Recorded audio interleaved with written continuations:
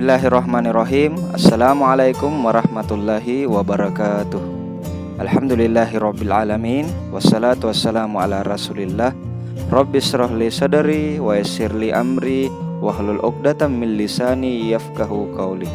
Salam sejahtera untuk kita semua. Baik para pejuang ilmu, selamat datang di channel pembelajaran Amjagoa, yaitu video pembelajaran seputar pendidikan dan konten-konten menarik lainnya. Pada kesempatan kali ini, kita akan mempelajari sekaligus membahas mengenai materi sejarah Indonesia, khususnya untuk jenjang SMA, SMK, Madrasah Aliyah dan sederajat. Tepatnya materi kelas 12, yaitu bab 5 mengenai peran Indonesia dalam perdamaian dunia. Oleh karena itu, simak videonya sebagai berikut. Bab 5, peran Indonesia dalam perdamaian dunia. Tujuan pembelajaran kita pada bab ini, yang pertama, menganalisis makna perdamaian, terorisme dan genosida yang mengancam perdamaian dunia. Tujuan pembelajaran yang kedua yaitu menganalisis kesetaraan global dan lahirnya Liga Bangsa-Bangsa.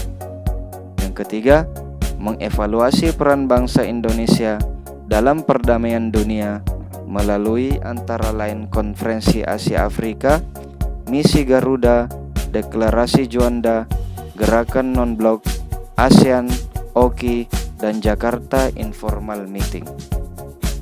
Agar kita bisa memahami secara keseluruhan tentang peran Indonesia dalam perdamaian dunia, maka pada video pembelajaran ini kita akan fokus membahas mengenai 3 hal.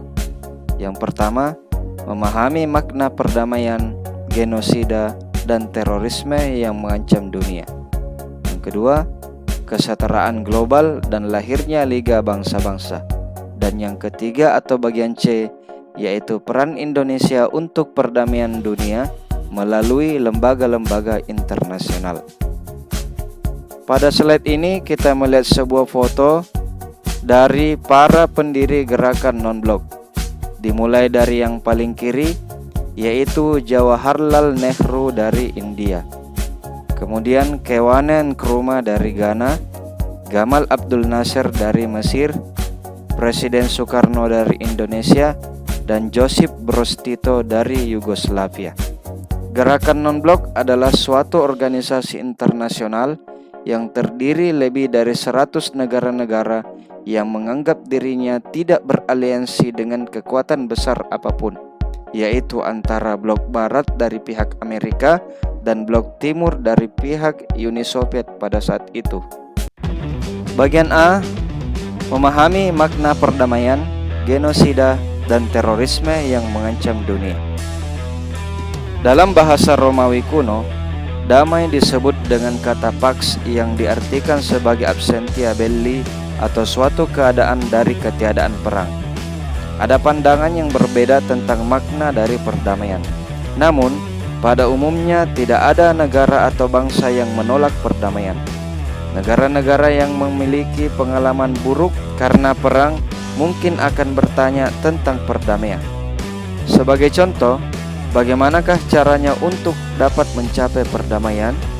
Apakah perdamaian dapat benar-benar terwujud? Bagi bangsa yang telah merasakan pahitnya perang, akan berpendapat bahwa konflik antar negara hampir mustahil untuk dihentikan. Konflik antar negara muncul karena beberapa alasan, seperti perbedaan ideologi, perebutan kekuasaan, dan penguasaan wilayah. Kita dapat mempelajari banyak hal dari peristiwa masa lalu. Salah satunya sebelum pecahnya Perang Dunia Pertama. Kebijakan luar negeri dari negara-negara yang kuat dan maju saat itu berpusat pada negara masing-masing. Sebenarnya, situasi damai dan perdamaian dapat dicapai dengan mudah. Hal ini terjadi jika semua negara yang berperang dengan sukarela memilih untuk tidak terlibat atau memaksa negara-negara lain agar tidak ikut berperang.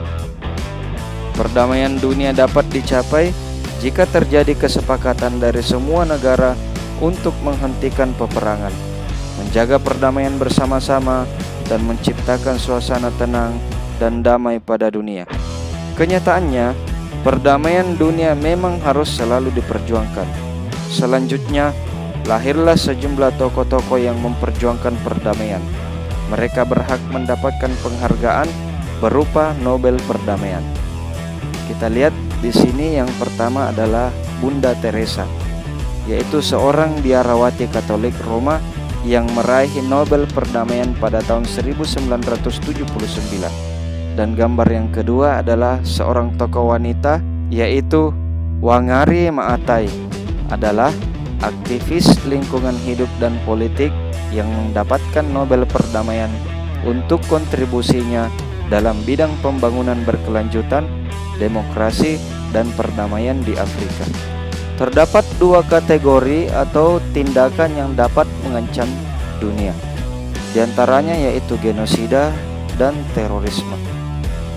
Genosida dalam bahasa Yunani yaitu genos, artinya ras, bangsa, atau rakyat. Dalam bahasa Latin, genosida berarti pembunuhan. Dan secara luas, genosida merupakan pembunuhan secara besar-besaran yang dilakukan dengan sistematis terhadap suku bangsa, ras, bangsa, atau kelompok dengan maksud untuk memusnahkan. Genosida merupakan salah satu dari 4 jenis pelanggaran hak asasi manusia berat yang berada dalam wilayah kekuasaan hukum internasional. Pelanggaran HAM berat lainnya adalah kejahatan terhadap kemanusiaan, kejahatan perang, dan kejahatan agresi. Genosida adalah perbuatan yang dilakukan dengan maksud untuk menghancurkan dan memusnahkan seluruh atau sebagian kelompok bangsa, ras, kelompok etnis, atau agama. Definisi tersebut berdasarkan Statuta Roma dan Undang-Undang Nomor 26 Tahun 2000 tentang Pengadilan HAM. Beberapa contoh kasus genosida yang pernah terjadi adalah pembantaian terhadap suku Indian di benua Amerika yang dilakukan oleh bangsa Eropa pada tahun 1498. Kemudian, pembantaian terhadap suku aborigin di Australia oleh Kerajaan Britania Raya atau Inggris pada tahun 1788. Kemudian, pembantaian terhadap lebih dari 2 juta jiwa rakyat Kamboja oleh rezim Khmer Merah pada tahun 1975 sampai tahun 1979. Dan pembantaian di Rwanda terhadap suku Hutu dan Tutsi pada sekitar tahun 1994. Tindakan selanjutnya yang dapat mengancam keamanan dunia yaitu terorisme. Dari segi bahasa, teror merupakan tindakan menciptakan ketakutan, kengerian, atau kekejaman oleh seseorang atau golongan. Teroris adalah orang yang menggunakan kekerasan untuk menimbulkan rasa takut, biasanya untuk tujuan politik.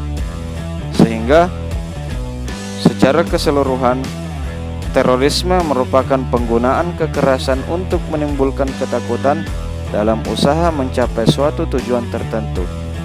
Adapun mengenai contoh peristiwa terorisme yang pernah terjadi, diantaranya peristiwa pada tanggal 11 September dan peristiwa tindakan terorisme yang terjadi di Bali 1 dan 2 yang dikenal dengan bom Bali 1 dan 2. Gambar ini kita lihat merupakan peristiwa pada tanggal 11 September tahun 2001 yang terjadi di Amerika Serikat, yaitu pengeboman pada gedung WTC atau World Trade Center. Dan ini merupakan monumen Ground Zero dibangun di Legian Kuta Bali untuk mengenang tragedi bom Bali 1 yang terjadi pada 12 Oktober tahun 2002. Pembahasan bagian B adalah kesetaraan global dan lahirnya Liga Bangsa-Bangsa. Ketika Perang Dunia I berakhir, setiap negara yang terlibat merasakan penderitaan dan kehancurannya, terutama bagi pihak yang kalah. Akibatnya, pemerintah dan para pemimpin mulai berpikir tentang cara mengakhiri perang. Munculnya kesadaran terhadap kesetaraan seluruh bangsa-bangsa di dunia, kemudian direalisasikan dengan pelaksanaan konferensi perdamaian di Paris pada tahun 1919. Dalam konferensi ini, Presiden Amerika Serikat yaitu Woodrow Wilson, diplomat Inggris Lord Robert Cecil, dan tokoh persemakmuran John Smuts mengajukan usulan yang menjadi landasan terbentuknya Liga Bangsa-Bangsa. Salah satu misi utamanya adalah menjaga perdamaian dunia. Amerika Serikat tidak menjadi anggota Liga Bangsa-Bangsa karena tidak mendapat persetujuan Kongres. Absennya negara-negara besar seperti Amerika Serikat, Jerman, Uni Soviet, Jepang, dan Italia ini diduga menjadi faktor utama Liga Bangsa-Bangsa yang nantinya mengalami kegagalan. Akhirnya, tidak sampai 20 tahun sejak berdirinya Liga Bangsa-Bangsa, pecahlah Perang Dunia Kedua. Liga Bangsa-Bangsa kemudian bersidang untuk terakhir kalinya di Jenewa, yaitu Swiss, pada tanggal 12 April tahun 1945.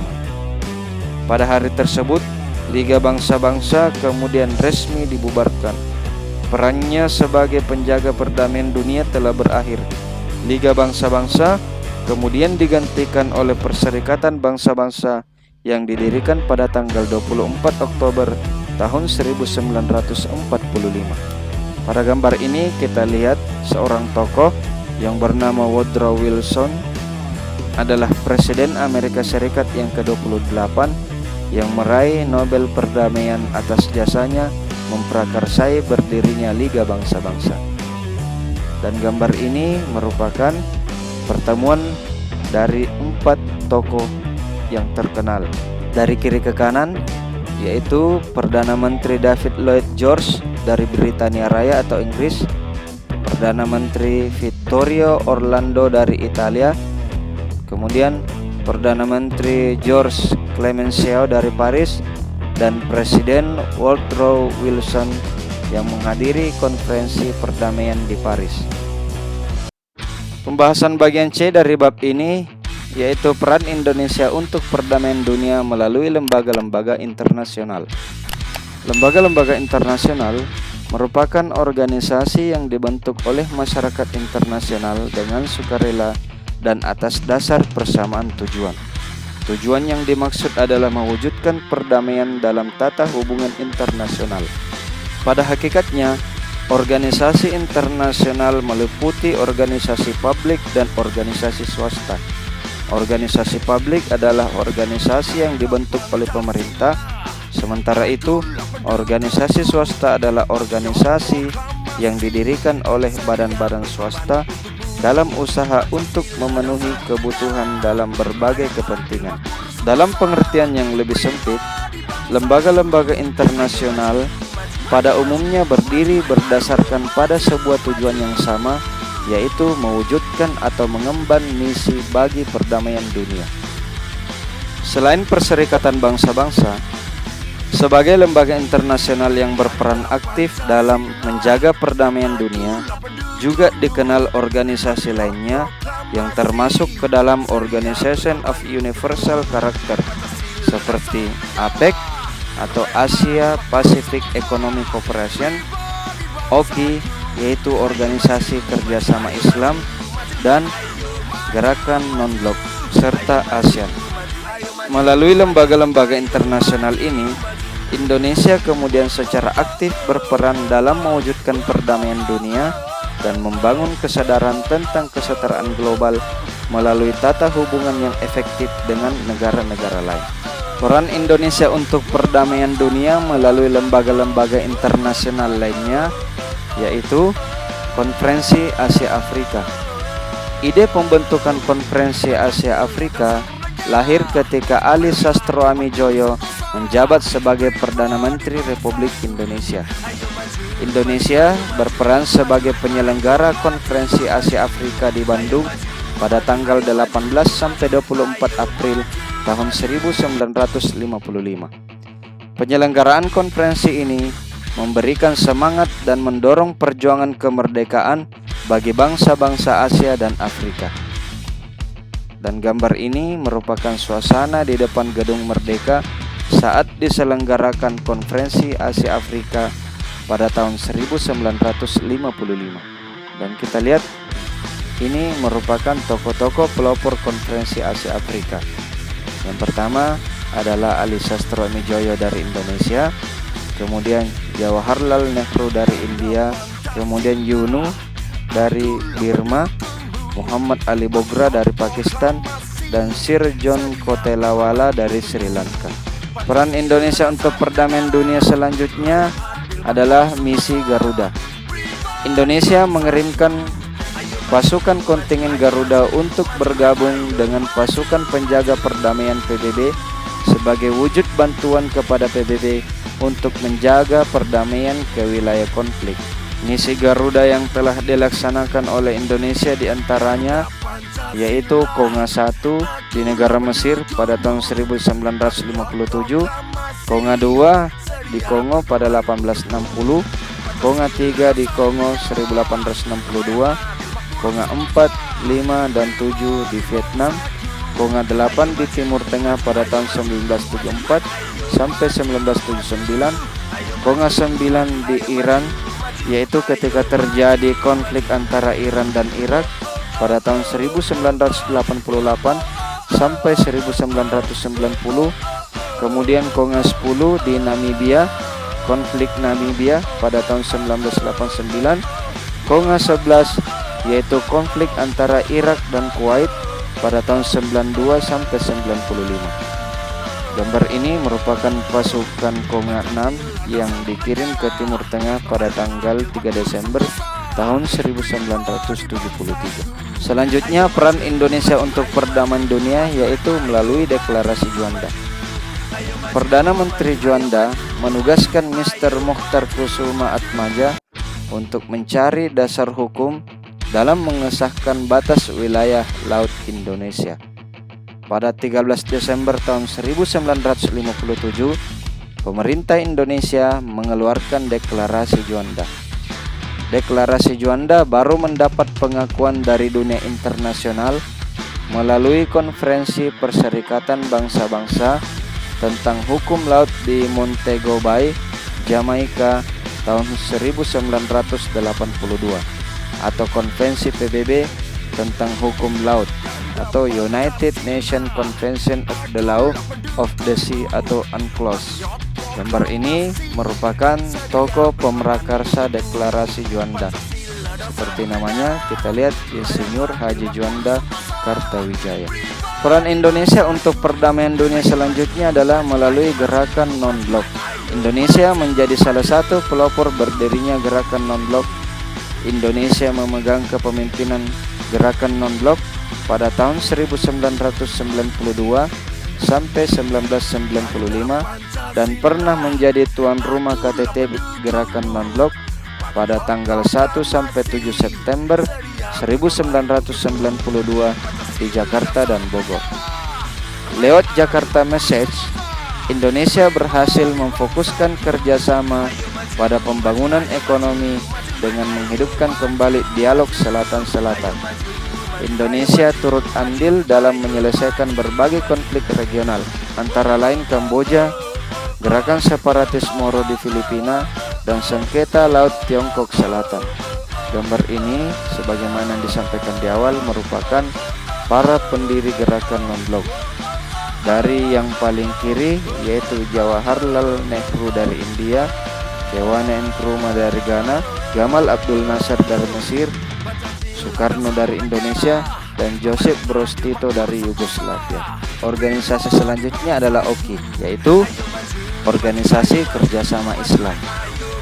Indonesia memfasilitasi upaya penyelesaian konflik antara pemerintah Filipina dengan Moro National Liberation Front atau MNLF dengan mengacu kepada Final Peace Agreement atau perjanjian damai pada tahun 1996, memberantas ekstremisme, kekerasan, dan terorisme. Indonesia juga telah memberikan dukungan bagi berdirinya negara Palestina yang merdeka dan berdaulat dengan Yerusalem sebagai ibu kotanya. Selanjutnya, berkenaan dengan isu Islamofobia, pemerintah Indonesia menekankan mengenai perlunya mengajak pihak Barat dalam proses penciptaan proses dialogis lintas agama dan kebudayaan yang konstruktif. Gambar ini merupakan logo Organisasi Kerjasama Islam. Organisasi selanjutnya adalah ASEAN. Peran Indonesia dalam ASEAN, selain sebagai salah satu negara pemrakarsa, Indonesia juga merupakan negara yang terbesar di kawasan ini. Konferensi tingkat tinggi ASEAN yang pertama diselenggarakan di Bali, Indonesia pada tanggal 23 sampai 24 Februari tahun 1976. Sekjen pertama ASEAN dijabat oleh HR Darsono yang berasal dari negara Indonesia. Gambar ini merupakan penandatanganan Piagam Deklarasi Bangkok oleh wakil negara pelopor ASEAN, yakni dari kiri ke kanan Narcisco Ramos dari Filipina, Adam Malik dari Indonesia, Tanat Koman dari Muang Thai atau Thailand, Tun Abdul Razak dari Malaysia, dan S. Rajaratman dari Singapura. Terakhir, peran Indonesia untuk perdamaian dunia, yaitu Jakarta Informal Meeting. Menteri Luar Negeri Indonesia, yaitu Ali Alatas, mengusulkan pertemuan informal untuk menyelesaikan masalah Kamboja. Usulan ini diterima sehingga diadakan JIM, yaitu Jakarta Informal Meeting, yang pertama di Bogor, Jawa Barat pada tanggal 25 sampai 28 Juli tahun 1988. Pertemuan JIM kedua dilaksanakan pada bulan Februari tahun 1989 di Jakarta. Pemerintah Indonesia melalui JIM mempunyai peranan sangat penting dalam menyelesaikan masalah atau konflik yang terjadi di Kamboja. Pertemuan informal untuk menyelesaikan masalah Kamboja yang diprakarsai ASEAN, khususnya pemerintah Indonesia, berhasil mengendalikan dampak perang saudara di Kamboja. Baik, demikianlah penjelasan sekaligus pembahasan mengenai materi peran Indonesia dalam perdamaian dunia. Mudah-mudahan dapat kalian mengerti sekaligus kalian pahami dengan baik. Apabila ada yang ingin ditanyakan, silakan saja kalian tulis di kolom komentar. Dan jangan lupa dukung terus channel ini dengan cara mengklik tombol subscribe sekaligus nyalakan loncengnya. Dan satu lagi, kalian share video ini ke rekan-rekan kalian yang lain supaya menambah kebermanfaatan. Baik, demikianlah penjelasan materi dari saya. Sampai jumpa di video berikutnya. Wabillahi taufik wal hidayah. Wassalamualaikum warahmatullahi wabarakatuh. Berkorban untukmu, Pancasila dasar negara, rakyat adil makmur sentosa, pribadi bangsaku. Ayo maju, maju, ayo maju, maju, ayo maju, maju, ayo maju, maju, ayo maju, maju, ayo maju, maju.